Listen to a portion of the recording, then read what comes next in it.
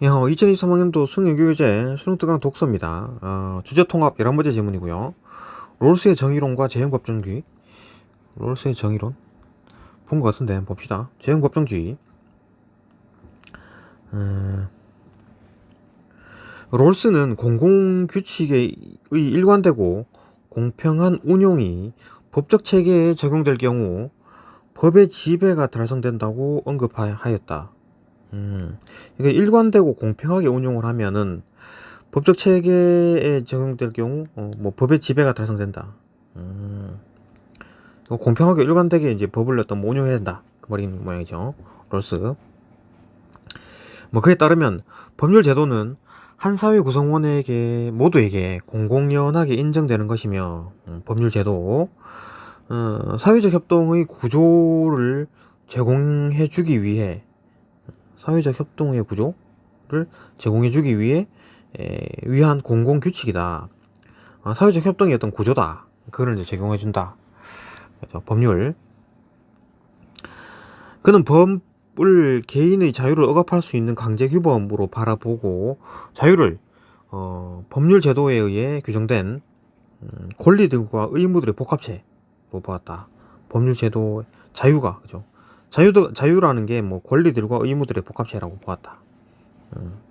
만일 법조항이 애매하고 불명확하거나 법의 기본 원칙이 지켜지지 않을 경우에는 개인의 자유가 불명확해질 수 있다는 것이다. 그럴 수 있죠. 이거 뭐 법조항이 애매하고 막 어떤 사람한테 적용하고 어떤 사람한테 적용 안 되고 막 이렇게 되면 자유가 불명확해진다. 오케이. 그래서 봅시다. 롤스는 정의로원을 통해 법의 적용과 관련하여 몇 가지 원칙들을 제시했다. 법의 적용의 어떤 원칙들이죠. 봅시다. 첫 번째, 뭐 유사한 경우에는 최대한 유사하게 취급해야 한다는 원칙. 유사하면 유사하게 취급해라. 법은 모든 경우의 수를 전부 내포할 수 없는 반면에, 사건은 다양하게 발생한다. 그러니까 뭐 법에 있는 내용보다 사건이 더 다양하죠. 그래가지고 뭐 적용해야 되냐 말아야 되냐 계속 이제 그거 갖고 시비가 걸릴 수 있는 거기 때문에 어쨌든 뭐 사건은 다양하다. 법은 작고 그렇죠? 사건이 다양하고 복잡할수록 법관이 사건을 어떻게 바라보고 어떤 관점에서 법률을 해석하는지에 따라 사건의 판결이 달라진다. 이제 이 복잡하니까 법관이 그냥 법은 단순하게 딱 한 글자로 그러니까 한 문장으로 정의되어 있기 때문에 이게 적용하기가 하죠. 이 사람 마음대로지 뭐. 법관이 이 복잡하면 복잡할수록 그렇다. 판결이 달라질 수가 있다. 특히 법이 어떤 사건에 대해 정확히 규정돼 하고 있지 않는 경우에 법관은 그 사건을 판결하기 위해 그것과 유사한 내용을 다루고 있는 법률을 적용하게 된다. 하지만 법관이 유사하다고 판단한 법률의 의미나 취지가 법관의 자의적 해석에 따라 다를 수 있기 때문에 그죠? 뭐 유사하다 안 하다는 거는 이 사람이 판단하는 거잖아요. 법관이 자의적 해석에 따라 다를 수 있죠. 이 때문에 법관의 해석이 판결에 영향을 줄 수 있죠. 그래서 법관이 어떻게 해석하느냐에 따라 영향을 줄 수 있다. 롤스는 유사한 경우에는 최대한 유사하게 취급해야 한다는 원칙을 제시함으로써 법관의 자의적 해석에 대한 판결의 가능성의 범위를 최소화하고자 했다. 그러니까 유사하게 하면 이제 뭐 유사한 사건 유사하게 처리를 해라. 그죠? 그러니까 법관은 마음대로 그렇게 하지 말고. 오케이. 롤스가 제시한 또 다른 원칙 두 번째. 법이 없다면 처벌도 없다. 이 원칙은 어떤 행위가 뭐 법으로 규정되지 않다면 그 행위는 범죄가 되지 않아서 그 행위를 한 자에 대해서 처벌할 수 없으므로 처벌의 근거를 명확히 규정해야 한다는 것이다. 규정되지 않는 법은 이거 법이 없으면 그게 뭐 법적으로 법으로 처벌할 수가 없죠. 또한 롤스는 법이란 분명히 공표해서 알려야 한다는 것을 제시했다. 즉 모든 국민이 알 수 있도록 또는 최소한 인지할 수 있도록 법이 제정되었음을 공공연하게 알려야 법의 효력이 발생한다는 것이다. 알려야 된다. 한편 롤스는 법이 적용되는 이들에게 불리하게 작용하는 소급 효력을 가져서는 안 된다. 그러니까 뭐 불리하게 작용하는 거를 하는 어떤 소급 효력. 소급이 뭐냐면은 법이 이제 지금 이제 만들어져 있지 않은 상황에서 범죄 저지른 사람, 그 나쁜 짓을 하는 사람도 있을 거 아니에요. 근데 법이 없어서 처벌을 못 받다가 법이 이제 적용이 됐어요. 법이 만들어졌다. 그죠? 이들로부터는 이 법에 처벌을 받겠죠. 이때 저지른 범죄에 대해서는. 근데 이 사람들을 처벌할 수 있느냐, 이 법으로? 못한다는 얘기죠. 그게 이제 소급 적용이 안 된다라는 얘기고, 만약 이게 적용이 되면 이제 소급 적용이 된다 얘기인 거죠. 그게 이제 소급이라는 거, 소급. 그러니까 법이 만들어지 어떤 범죄를 저지르고 난 뒤에 법이 만들어졌는데 이 법이 이 사람들을 제재할 경우 이때 이제 소급이라 한다. 소급 혈액을 가져서는 안 된다라고 간단하게 주장함으로써 소급하면 안 된다고 얘기하는 거죠. 피고인에게 불리한 소급 효력을 가져서는 안 된다는 원칙도 밝히고 있다.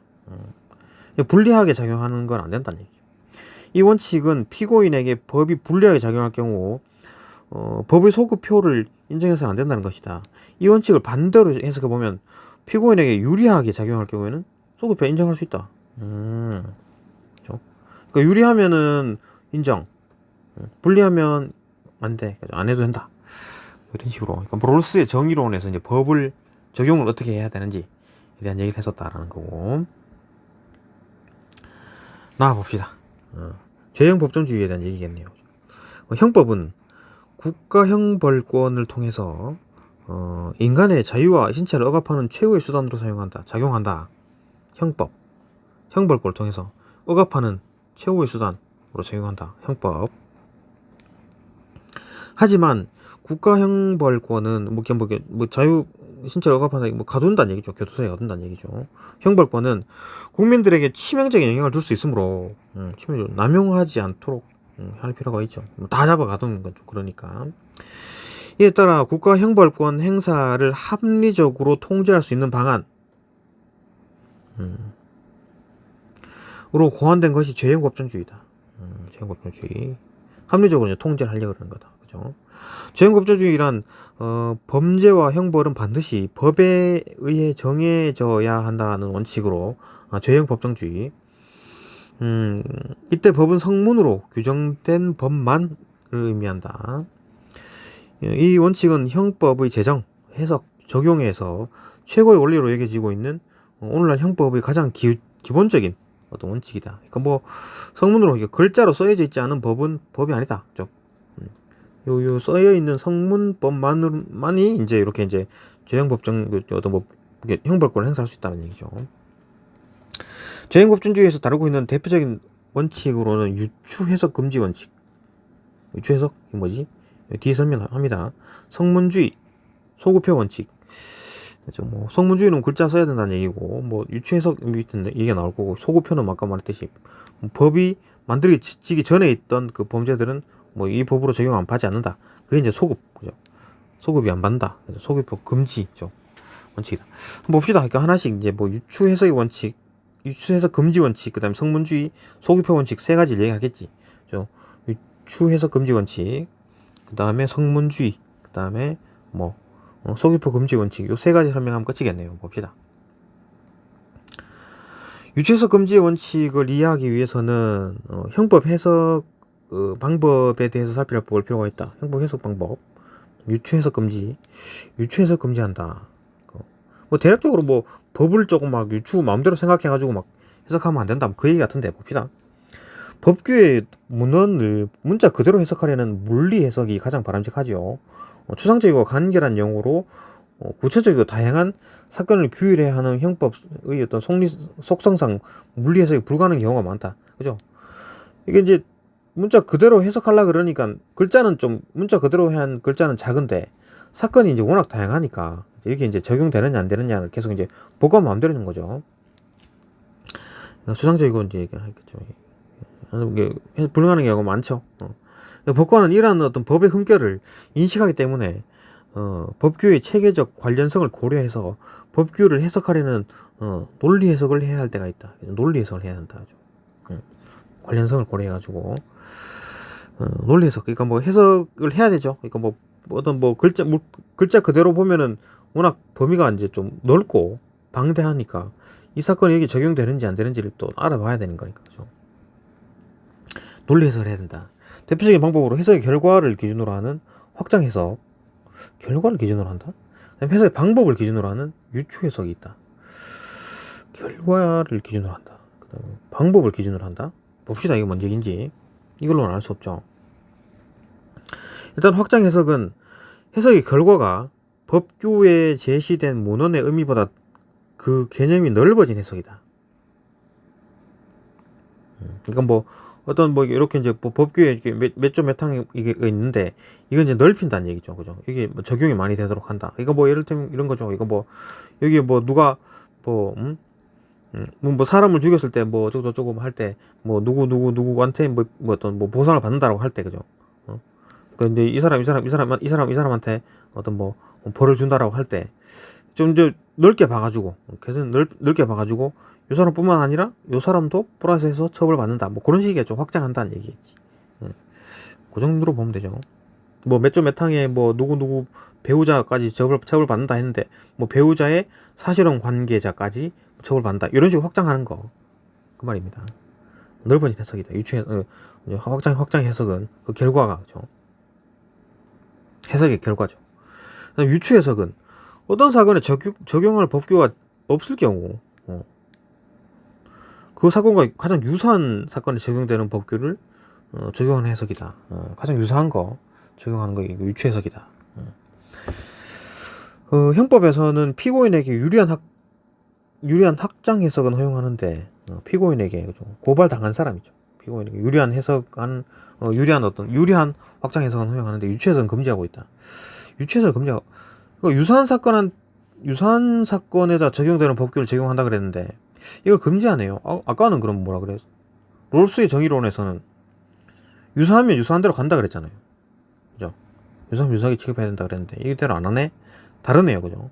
상반되네요. 일단 유추 해석은 금지하고 있다. 금지하고 있답니다. 그러니까 일단 뭐 확장 해석은 뭐 가능하고 이건 이제 유리할 경우에 허용하고 유추 해석은 금지하고 있다.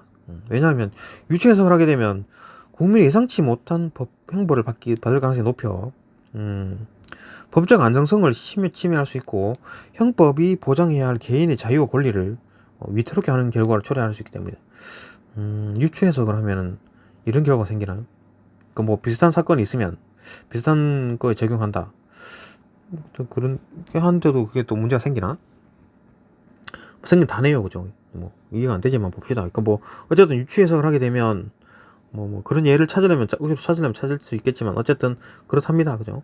그러니까 뭐 형벌의 가능성을 높여가지고 침해받을 수가 있고 자유 권리를 위태롭게 할 수 있고 그죠? 뭐 이런 식이랍니다. 그러니까 유추 해석을 하게 되면 예상치 못한 받게 된다. 따라서 확장 해석과 유추 해석의 경계를 구별해서, 그러니까 확장 해석은 되는데 유추 해석은 안 된다 그랬잖아요. 그러니까 이제 그 경계를 구별해서 유추 해석을 금지하는 것이 필요하다. 그러니까 경계를 구별하기도 또 힘들겠네요. 이 경계를 구별하기 위해서는 법규의 문헌에 대한 해석이 국민들의 입장에서 가능한 의미와 범위인지와 그 의미와 범위가 피고인에게 불리하지 않은지, 그러니까 유불리를 따지는 내용, 그죠? 불리하면 적용하고 유리하면 적용하고 불리하면 적용 안 한다 그랬잖아, 아까부터. 그죠? 가능한 범위인지 이제 판단하고 그게 또 유리한지 불리한지를 판단해야 된다. 그래갖고 그게 이제 유추 해석인지 아니면 확장 해석인지를 경계를 구분해가지고, 그죠? 확장 해석이다 하면 오케이고 유추 해석이라 그러면 안 돼, 그죠? 그렇게 한다.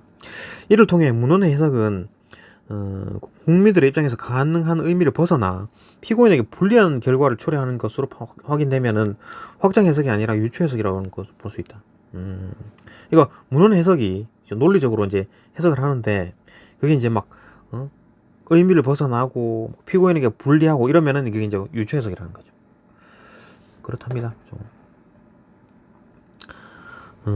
성문주의란 확실한 뭐 예가 없어가지고 뭐 확실히 뭐 잘 모르겠네요. 어쨌든 확실히 이해가 안 되지만 그런 식이 있다라는 거고, 성문주의란 범죄와 형벌을 뭐 반드시 성문으로 규정되어야만 규정되어야만 한다는 원칙이다.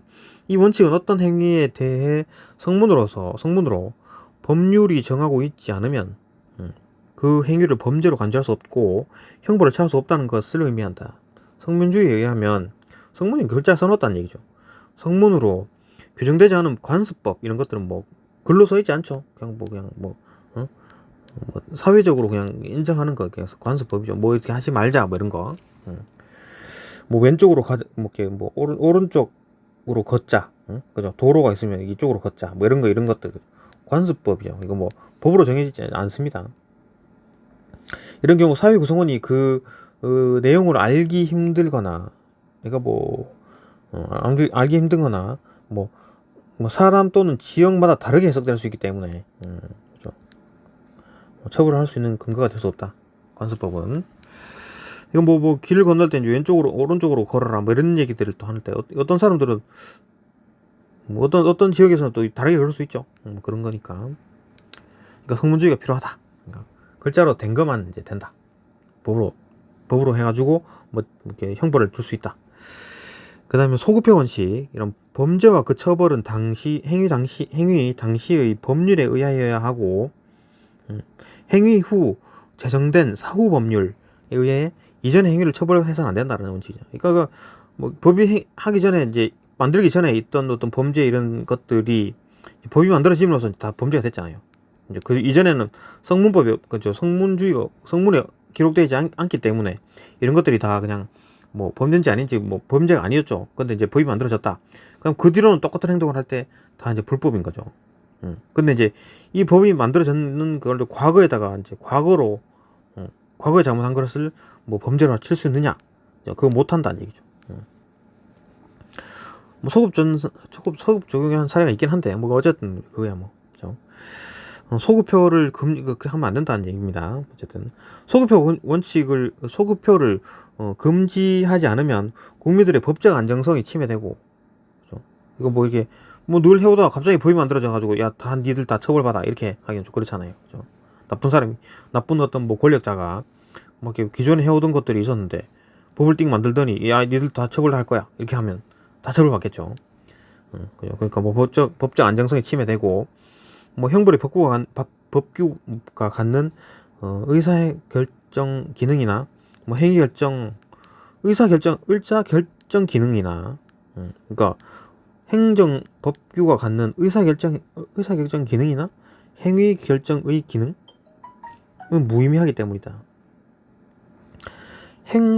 형법 법규가 갖는 의사 결정 기능이나 행위 결정 기능이 무의미하다. 이거 확실히 이해가 안 되죠. 이거 뭐 어떤 잘못해오다가 법이 만들어져가지고 그 뒤로는 똑같이 다 불법인데 여기는 합법이죠. 그러면 이제 소급표가 적용된다면 이게 다 적용된다는 얘기인데, 그러면 의사결정 기능, 그러니까 이제 행위 결정 기능이 무의미하다. 뭐 확실히 이해를 못 하겠네요. 조금 더 길이 얘기 내용이 더 있어야 되겠지만 이건 조금 이해하기 힘드네요. 어쨌든 하여튼 안 좋답니다. 소급표 원칙을 하게 되면 뭐 법규가 할 수 있는 어떤 기능들이 의미가 없어진다, 그런 얘기. 하지만 어떤 범죄 행위가 행위 후 법률의 변경에 의하여 범죄를 구성하지 아니하거나, 그렇죠? 어떤 범죄 행위가 행위 이후 법률의 변경에 의하여 범죄를 어떤 행위를 하고 있었는데 이제 오히려 이제 법이 생겨가지고 이 불법들이 이제 합법이 된 거죠. 그다음 아니면 형이 구법보다, 옛날 법보다 가벼울 때, 예전에 이때 적용되었던 법보다 이 신법이 가벼울 때, 형법이 규정하고 있는데, 그죠? 많다고 규정하고 있는데, 이것은 소급표를 인정하고 있다. 그러니까 뭐 일단 요것도 봅시다. 그죠? 일단 뭐 어떤 범죄 행위가 행위 이후의 법률 변경에 의하여 범죄를 구성하지 아니하거나, 이거 뭐 이렇게 이때까지는 불법이었는데 법이 새로 생겨가지고 개정해가지고 다 합법이 됐어. 그죠? 뭐 이런 경우에는 소급표 인정한다. 그죠? 그러니까 이게 이전에 있던 범죄자들, 야, 너 범죄 아니야 이렇게 하겠죠. 그죠? 그 다음에 뭐 형이 구법보다 가벼울 때, 이 형이 이렇게 있었는데 이제 새로운 어떤 법이 생겨가지고 이때도 똑같이 범죄긴 한데 좀 형벌이 가벼워. 그러면은 소급표를 인정한답니다. 이 또 예전에 잘못한 것들에 대해서 조금 신법으로 좀 가볍게 처리해준다. 그거 같네요. 그러니까 뭐 최대한 유리하게 해준다고 그거 같은데요. 그죠? 소급을 인정한다. 그런 얘기입니다. 그런 얘기였다. 봅시다. 1번. 답은 3번이고요. 그 다음에 2번.